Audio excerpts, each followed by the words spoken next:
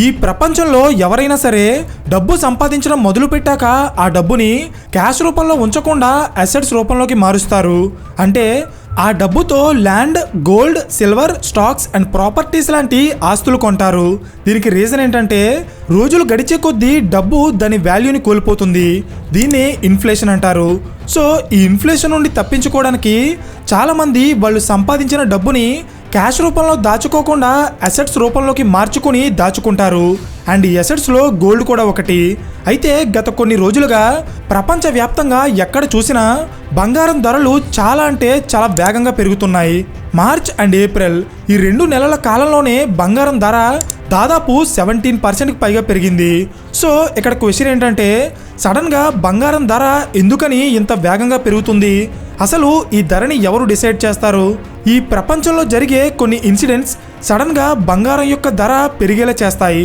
అయితే అసలు ఆ ఇన్సిడెంట్స్ ఏంటి అండ్ అవి గోల్డ్ ప్రైజెస్ని ఎలా ఇంపాక్ట్ చేస్తాయో నేను ఈ వీడియోలో చెప్పబోతున్నాను. Hello everyone, welcome to today's video and this is your friend Surya. First of all gold గురించి మీకు తెలియాల్సిన ఒక ఇంపార్టెంట్ విషయం ఏంటంటే గోల్డ్ అనేది ఒక ఇంటర్నేషనల్ కమోడిటీ. అంటే దీని ధరని ఒక దేశమో లేక ప్రభుత్వమో డిసైడ్ చేయదు. ఇంటర్నేషనల్ మార్కెట్లో దీనికి ఉన్న డిమాండ్ అండ్ సప్లై ఆధారంగా దీని ధర డిసైడ్ అవుతుంది. జనరల్గా ఈ ప్రపంచంలో ఏ వస్తువు యొక్క ధర అయినా సప్లై అండ్ డిమాండ్ మీదే ఆధారపడి ఉంటుంది. అంటే డిమాండ్ పెరిగితే ధర పెరుగుతుంది, డిమాండ్ తగ్గితే ఆ వస్తువు యొక్క ధర కూడా తగ్గుతుంది. ఈ థియరీ బంగారానికి కూడా వర్తిస్తుంది. ఫర్ ఎగ్జాంపుల్, ఇంటర్నేషనల్ మార్కెట్లో గోల్డ్కి ఎప్పుడైతే డిమాండ్ పెరుగుతుందో అప్పుడు ప్రపంచంలో ఉన్న అన్ని దేశాల్లో గోల్డ్ యొక్క ప్రైజెస్ పెరుగుతాయి. సో ఇక్కడ క్వశ్చన్ ఏంటంటే అసలు బంగారానికి డిమాండ్ ఎందుకు పెరుగుతుంది? ఇది మీకు అర్థం కావాలంటే ముందు అసలు బంగారాన్ని మెయిన్గా ఎవరు కొంటారో తెలియాలి. బంగారాన్ని ఎక్కువగా కొనేది central banks, institutional investors and retail investors. ఎలాగో చెప్తా చూడండి. ప్రతి దేశం కూడా వాళ్ళు విదేశాల నుండి చేసుకునే ఇంపోర్ట్స్ అండ్ ఎక్స్పోర్ట్స్కి సంబంధించిన పేమెంట్స్ చేయడానికి కొంత డబ్బుని పక్కన పెడుతుంది. దాన్నే ఫారెక్స్ రిజర్వ్స్ అంటారు. అయితే ఈ ఫారెక్స్ రిజర్వ్స్ మొత్తం క్యాష్ రూపంలో ఉండవు. కొంత డబ్బు అమెరికన్ డాలర్స్లో ఉంటే మరికొంత డబ్బు గోల్డ్ రూపంలో ఉంటుంది. ఇలా ఎందుకు చేస్తారో మీకు అర్థం కావాలంటే ముందు మీకు డాలర్స్కి గోల్డ్కి మధ్య ఉన్న రిలేషన్ తెలియాలి.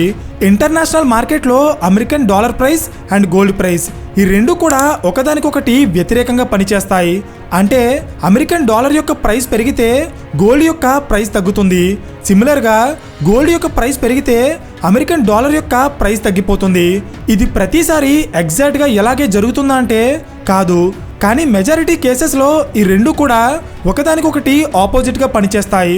అయితే ఇప్పుడు ఇదంతా ఎందుకు చెప్తున్నానంటే ఒక దేశం యొక్క ఫారెక్స్ రిజర్వ్స్ మొత్తం అమెరికన్ డాలర్స్లోనే ఉంటే అలాంటప్పుడు ఒకవేళ డాలర్ యొక్క వాల్యూ కానీ తగ్గిందనుకోండి, అప్పుడు ఆ దేశం యొక్క ఫారెక్స్ రిజర్వ్స్ వాల్యూ కూడా తగ్గిపోతుంది.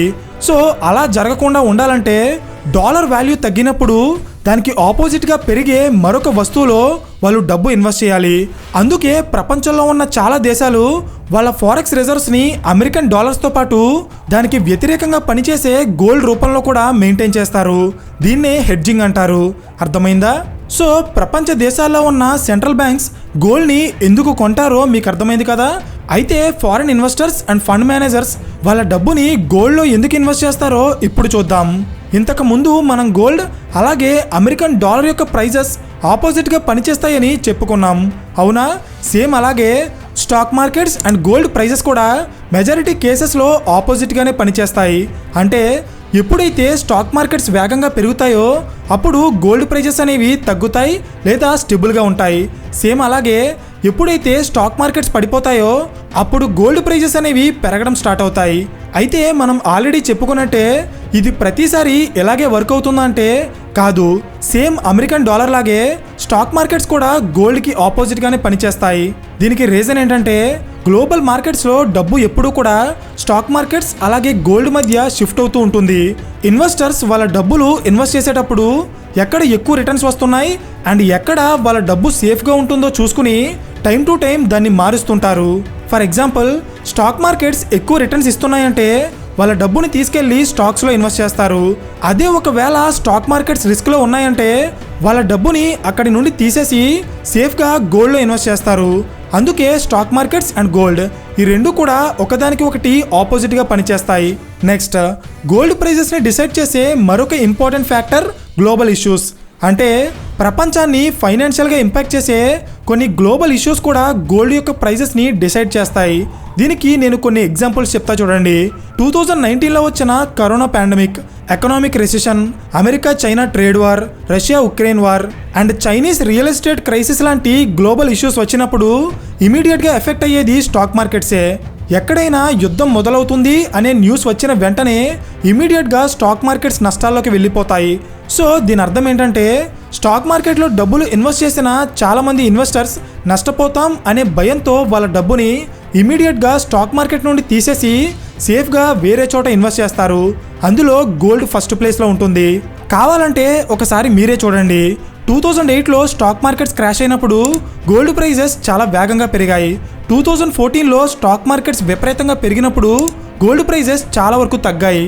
సేమ్ అలాగే 2020లో కూడా కరోనా వల్ల స్టాక్ మార్కెట్స్ క్రాష్ అయితే అదే టైంలో గోల్డ్ ప్రైజెస్ విపరీతంగా పెరిగాయి.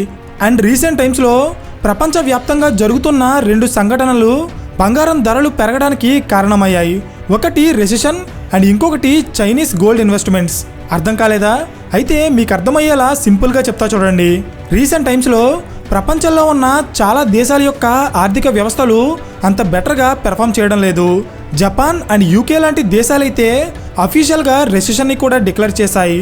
సో ఇక్కడ పాయింట్ ఏంటంటే ఫారెన్ ఇన్వెస్టర్స్ ఒక దేశంలో వాళ్ళ డబ్బు ఇన్వెస్ట్ చేయాలంటే ఆ దేశ ఆర్థిక వ్యవస్థ బలంగా ఉండాలి.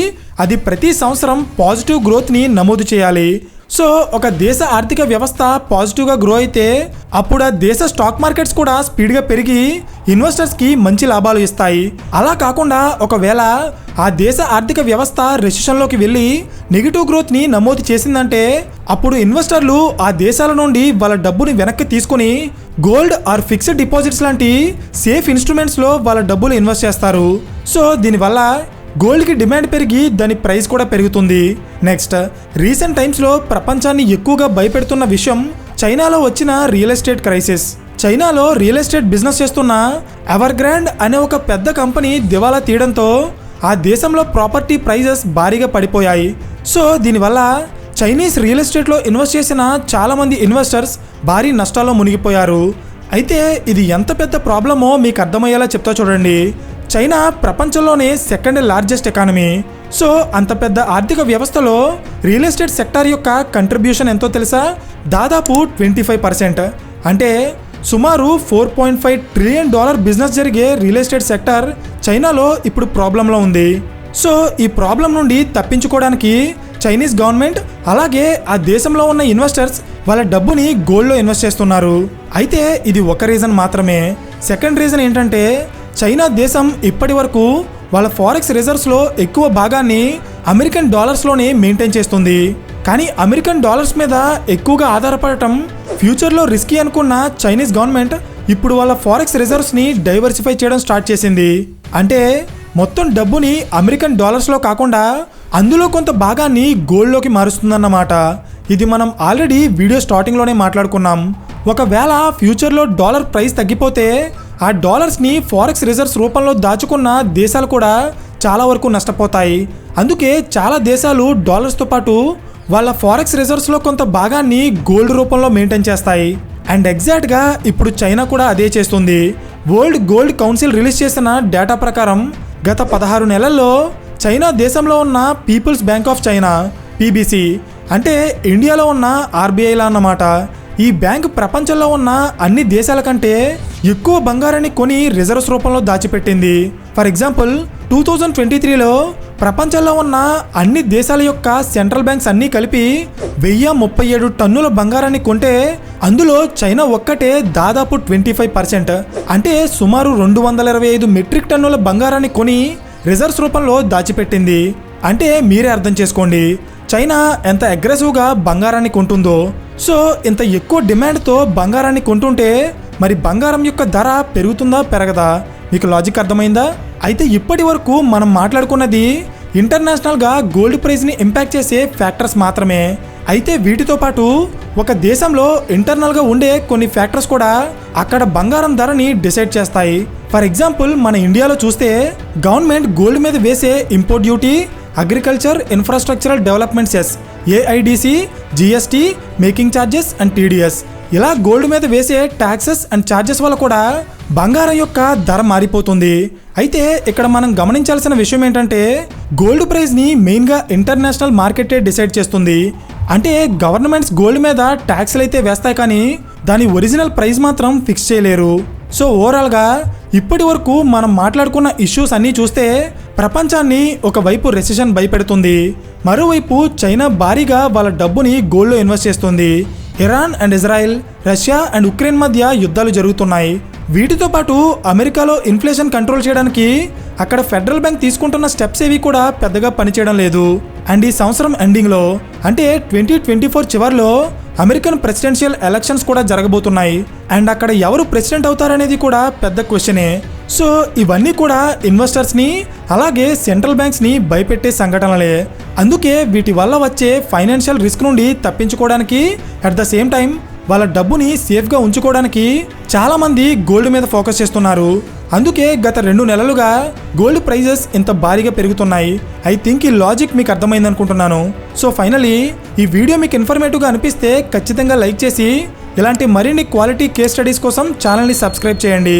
So thank you for watching and I will see you in the next video. Till then this is your friend Surya signing of.